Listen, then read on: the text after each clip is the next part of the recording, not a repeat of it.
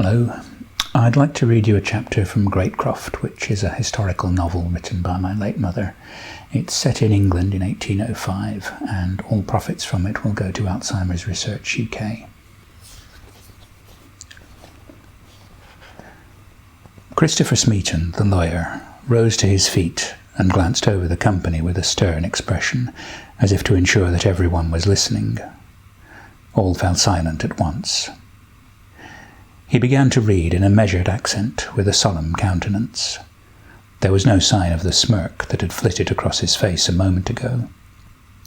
He sounded, thought Edward Warstone, like a pompous toastmaster at a banquet, one who thought himself superior to the guests, and who therefore had the right to choose the moment when proceedings should begin.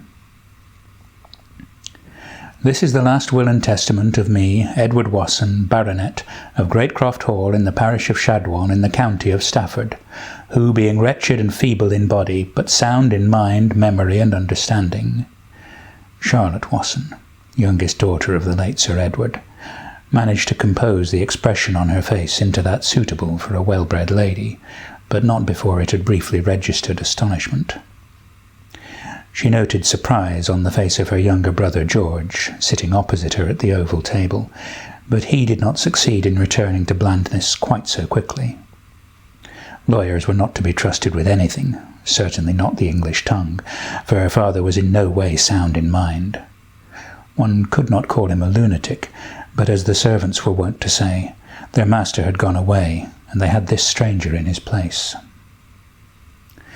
The will proper began with the usual instructions concerning debts and funeral expenses, details of small bequests to superannuated servants, and provision for the widow, Lady Warstone, before continuing, I give, devise, and bequeath unto my youngest daughter Charlotte £5,000 for her own use absolutely.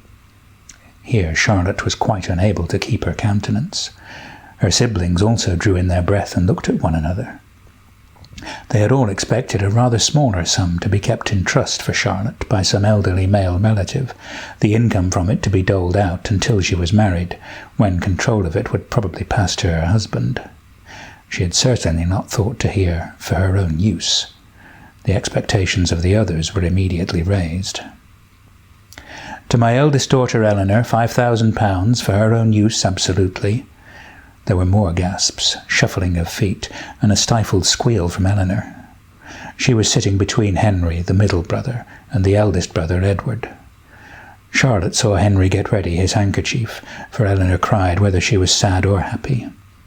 However, on this occasion there were no tears, only the most joyful of smiles.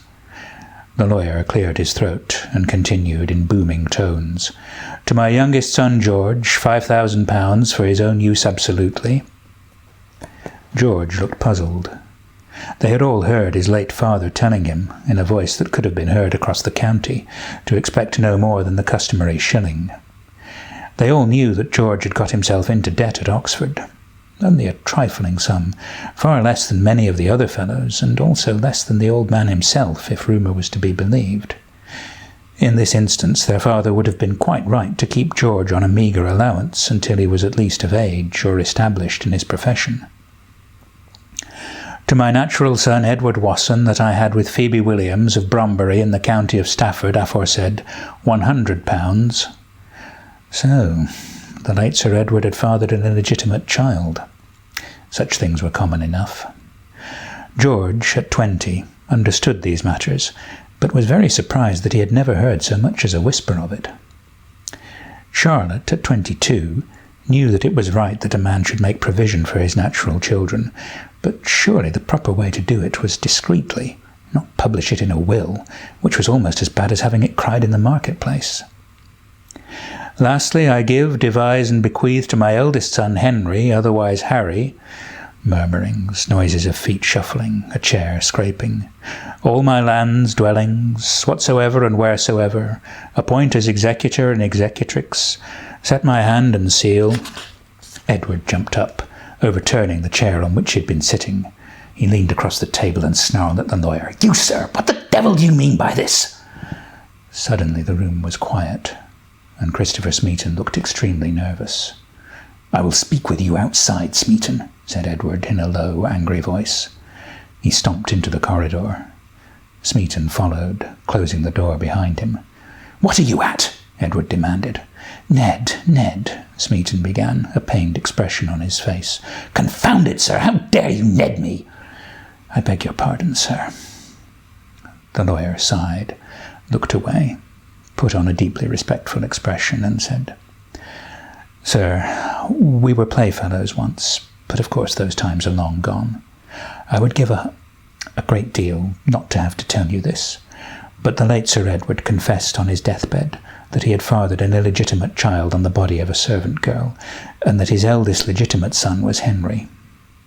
He wished to provide for this child, that is, for you, sir, so that you would not be completely penniless, hence the legacy of £100, which, if I may say so, sir, is exceedingly generous. To tell you the truth, you have no legal claim whatsoever against him. You are filius nullius, that is to say, no one's son." Edward felt as if the strength had drained out of his limbs. He could not speak. Smeaton continued, "If I may advise you, sir, you might do worse than marry a good woman of the yeoman class.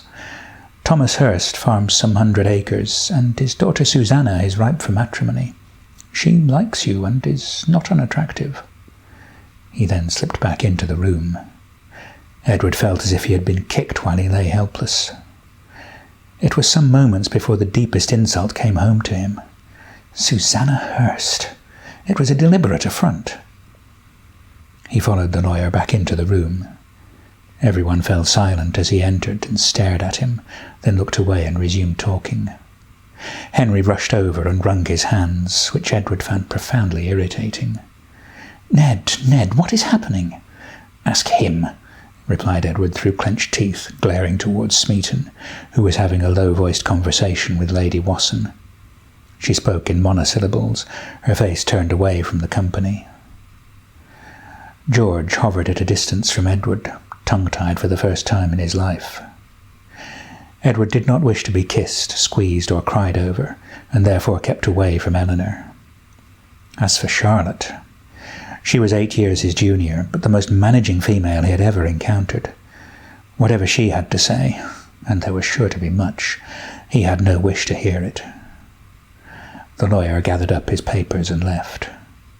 Her ladyship then rang the bell for tea, and they adjourned to the parlour, where they all attempted to revert to being well-bred ladies and gentlemen. Thanks for listening to that chapter from Greatcroft by J M Pemberton. Copies are available on Amazon in ebook and paperback, and all profits from the book will go to Alzheimer's Research UK. Thank you.